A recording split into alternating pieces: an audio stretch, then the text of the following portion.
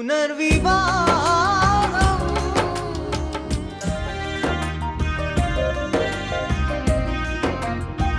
కనులు కనులు కలిశాక ఎందుకంత కలవరపాటు అడుగు ముందుకేశాక ఏమిటలా తడబడతావు మనవి చేసుకోనా శ్వాసకు అణు అణువు నన్ను నీలో నింపుకోమని ప్రతి చింత తీరే వేళ తీయని బాధే మిగిలేనేమో ప్రతి చింత తీరే వేళ తీయని బాధే మిగిలేనేమో ఎంతైనా మనసేగా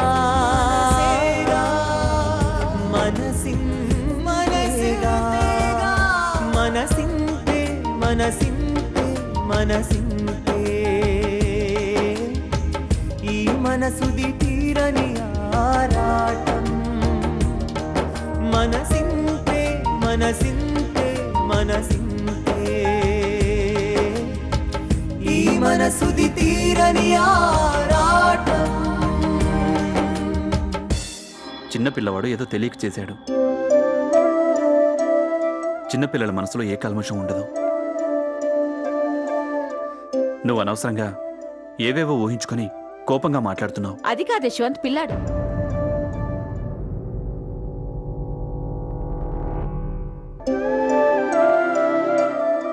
వెళ్ళంచు, డాడీ దగ్గరికి వెళ్ళి సారీ చెప్పు. సారీ చెప్తే ఆయన ఏమీ అనరు, నిన్ను వెళ్ళు. వెళ్ళంచు, లేకపోతే నేను నీతో మాట్లాడను.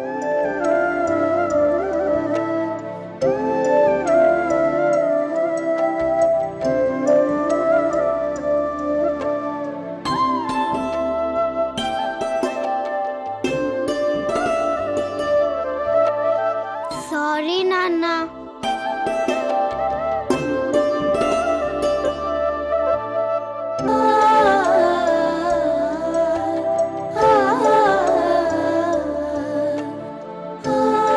చాలు, నీ మీద నాకేం కోపం లేదు.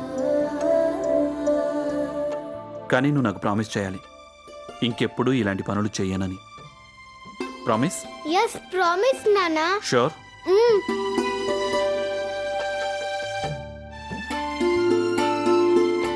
సరే, వెళ్ళి ఆడుకో.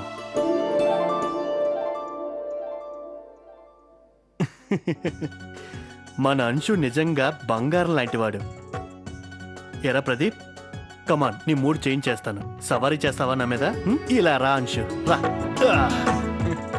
ఇప్పుడు చూడంశు, గణపతి బప్పా మోరియా, ఆదా లడ్డు గణపతి చోరియా, బప్పా మోరియా, ఆదా లడ్డు చోరియా, గణపతి బప్పా మోరియా.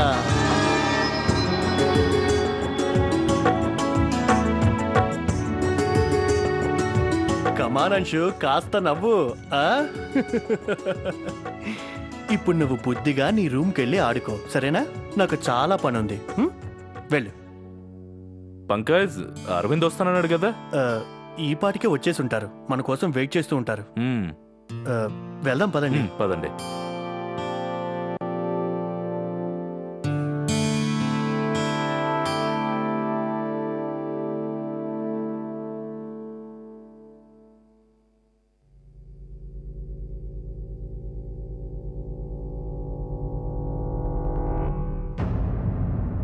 అంశుతో సారీ చెప్పించగాని మనసుకు ప్రశాంతంగా ఉందా నీకు? అంతా అయిపోయిందనుకుంటున్నావా? సారీ చెప్పినంత మాత్రాన తప్పు మరుగున పడిపోదు. ఈ పొరపాటు తనకి అలవాటుగా మారుతుంది నీ గారాబం వల్ల. నాకే పెంపకం గురించి చెప్పావుగా, నా పెంపకంలో ఏదో లోపం ఉందని. ఇప్పుడు నీ బాబుని చూసావుగా, 1వ నెంబర్ రావారాగా మారాడు, పూర్తిగా చెడిపోయాడు. ఇందులో పిల్లాడి తప్పేమీ లేదు, అంతా నీదే.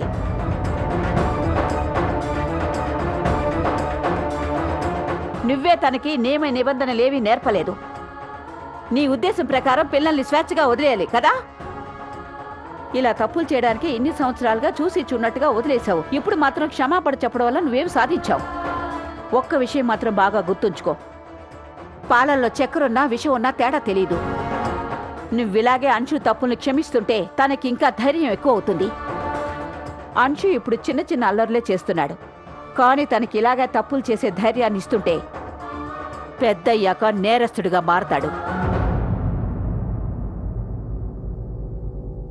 ఆ తర్వాత నువ్వు బాబుని జైల్లో చూడాల్సి ఉంటుంది.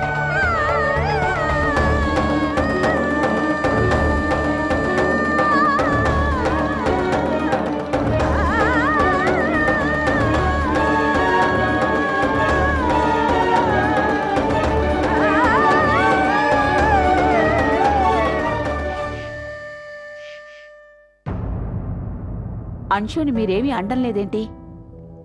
తను చేసిన తప్పులన్నిటికీ మీకు శిక్ష వేయాలనిపించడం లేదా? నాకంత అవసరం అనిపించలేదు.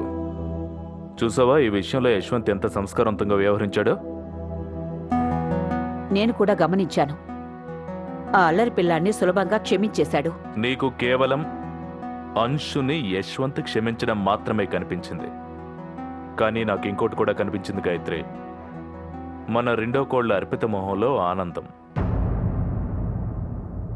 యశ్వంత్ క్షమాపణని తను జీవితాంతం గుర్తుంచుకుంటుంది. చూస్తూ ఉండు, వాళ్ళు మెల్లిమెల్లిగా ఒకరికొకరు ఖచ్చితంగా దగ్గరవుతారు. మనం యశ్వంత్కి రెండో పెళ్లి చేశాం, కానీ ఈ విషయం అంతటితో అయిపోలేదు. యశ్వంత్ రెండో భార్యని తన మనిషి అనుకోవడం కూడా ముఖ్యమే. నువ్వు కోరుకోవట్లేదా మన కోళ్లకి యశ్వంత్కి ఒక వారసుడు జన్మించాలని? పల్లవి పావనిలు ఆడపిల్లలు కాబట్టి పెళ్ళయ్యాక అత్తారింటికి వెళ్ళిపోతారు. వయసు అయిపోయాక మళ్ళీ యశ్వంత్ ఒంటరివాడైపోతాడు. అలా జరగకూడదు. తన రక్తం పంచుకున్న కొడుకుండాలి. ఓసారి ఆలోచించు, యశ్వంత్కి తను ఎంత అండగా ఉంటాడు. మీరనేది నిజమే, ఈ కానీ కానీ గీని వదిలే, లైట్ ఆపేసి పడుకో.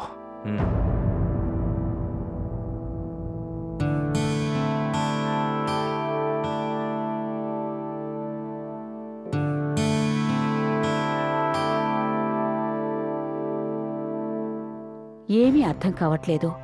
ఆయన ఆలోచనలు నిజమవుతాయో లేదో. ఈ అంశు లక్షణాలు చూస్తుంటే అర్పిత మా యశ్వంత్కి దగ్గరవ్వడం కష్టమే అనిపిస్తోంది.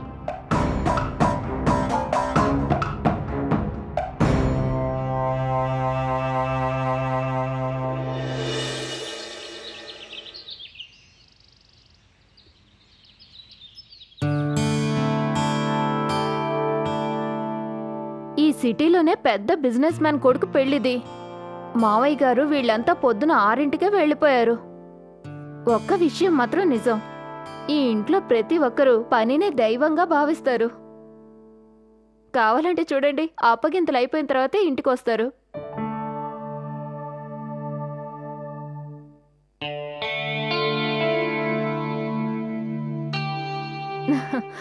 నా ముద్దుల చెల్లెలిద్దరూ మౌనవ్రతం పాటిస్తున్నారా ఏంటి?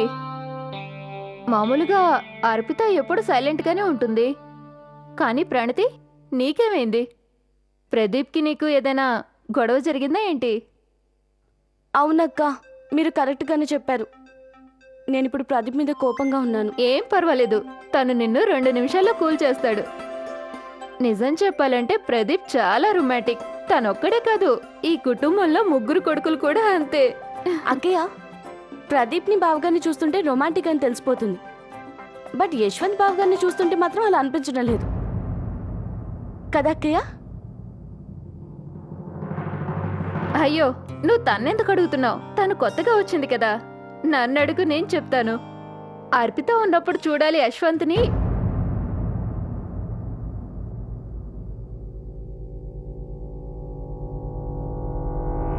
ఐఎమ్ సారీ, అది పొరపాటున అనేశాను. ఏం పర్వాలేదక్క, ఇందులో సారీ చెప్పాల్సిందే ఉంది. నాకు తెలుసు ఇప్పటికే యశ్వంత్ గారికి ఆర్తి అంటే ఎంత ఇష్టమో. అందుకే ఆయన తనకి సంబంధించిన ప్రతి చిన్న వస్తువుని ఎంతో జాగ్రత్తగా తన గదిలో దాచిపెట్టుకున్నారు. నిజం చెప్పాలంటే నేను అర్పిత స్థానంలోకి రావాలనుకోవడం లేదు. ఇంట్లోనే కాదు, యశ్వంత్ గారి మనసులో కూడా.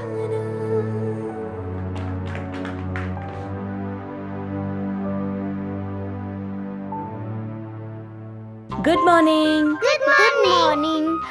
తీసుకోండి. అందరూ తొందరగా పాలు తాగేయండి. అమ్మా, ఈరోజు హాలిడే. మనం బయటికి ఎక్కడికి వెళ్దాం? నాన్నతో పాటు కార్లో షికార్కి వెళ్దామా? అంశు, ఈరోజు మీ డాడీ చాలా బిజీ. బట్ నో ప్రాబ్లం, నేను మీ అందరినీ బయటికి తీసుకెళ్తాను అవుటింగ్కి. మీరు తొందరగా వెళ్ళి స్నానాలు చేయండి. మనం అప్పుడు బయటకు వెళ్దాం, ఓకేనా? మేము నీతో పాటు రాము. మేము మా డాడీతో పాటు వెళ్తాం.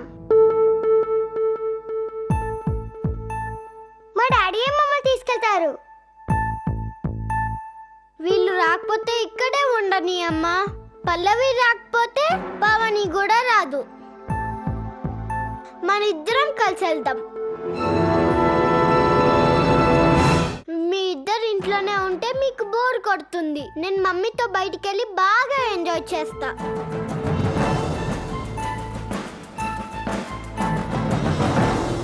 పల్లవి, పావని, మీరు పాలు తాగేస్తారా? ఈరోజు మీకు సెలవేనా? అయితే ఈరోజు మీకు ఒక శ్లోకం నేర్పుతాను. వెళ్ళండి, వెళ్ళి బట్టలు మార్చుకుని త్వరగా తయారై రండి. అంశు, వెళ్ళు.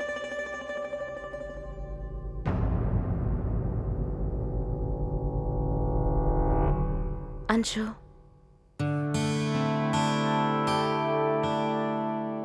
అర్పిత, నీకు ఈరోజు ఏ ప్రోగ్రాం లేకపోతే బజార్కెళ్ళి సరుకులు తీసుకొస్తావా? కూరగాయలన్నీ అయిపోయాయి. నువ్వు కూడా ఇంటి పనుల్లో భాగం పంచుకోవడం మంచిది. నీకు పెళ్ళై చాలా రోజులైంది.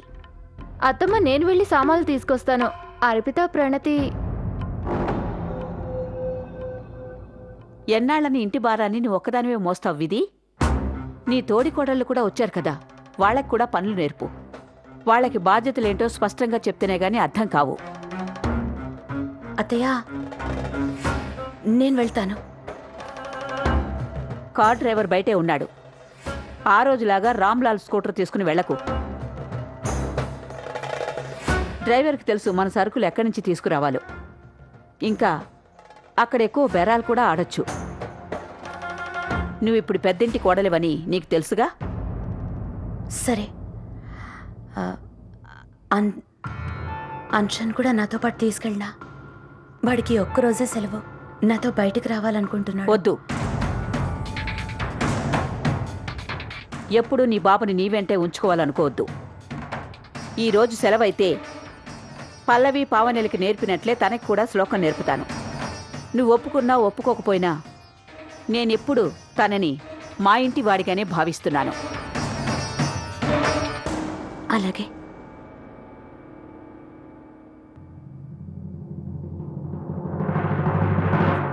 త్వమేవ మాతా చ పితా త్వమే త్వమేవ బంధు చ సఖా త్వమేవ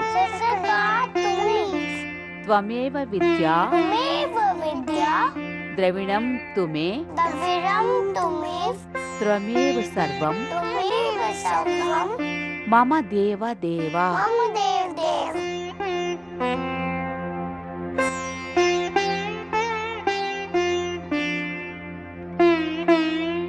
సరే,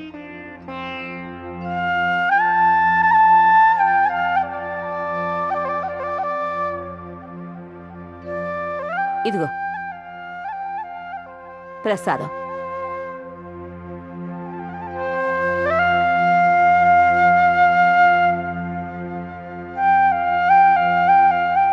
నానమ్మ, ఒక మాట అడగనా?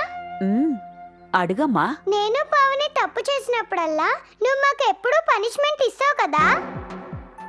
అంశు డాడీని పింతో గుచ్చేస్తే మరి నువ్వు అంశుకి పనిష్మెంట్ ఎందుకు ఇవ్వలేదు నానమ్మా? చెప్పు నానమ్మా. చూడు నానమ్మా, నేను కూడా వచ్చేసాను. నాకు కూడా ప్రసాదం పెట్టు.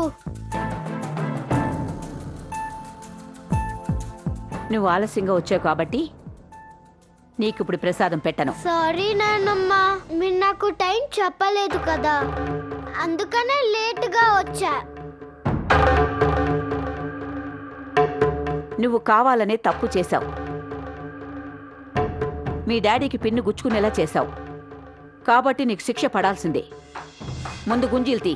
కానీ నేను నాన్నకు సారీ చెప్పాను, నన్ను కూడా క్షమించారు కదా. మీ అమ్మలాగా నువ్వు వాదించొద్దు. మాట్లాడకుండా నేను చెప్పినట్టు చెయ్యి.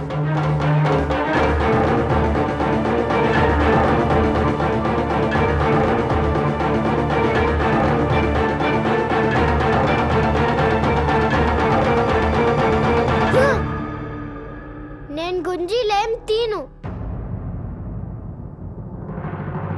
నానమ్మ, అంశు చాలా అల్లరి పిల్లోడు. మీ మాట కూడా వినకుండా పారిపోయాడు. అంశు, అంశు, ఆగో. చెప్పేది నీకే. చెప్తే వినపట్లేదా నీకు? ఆగో.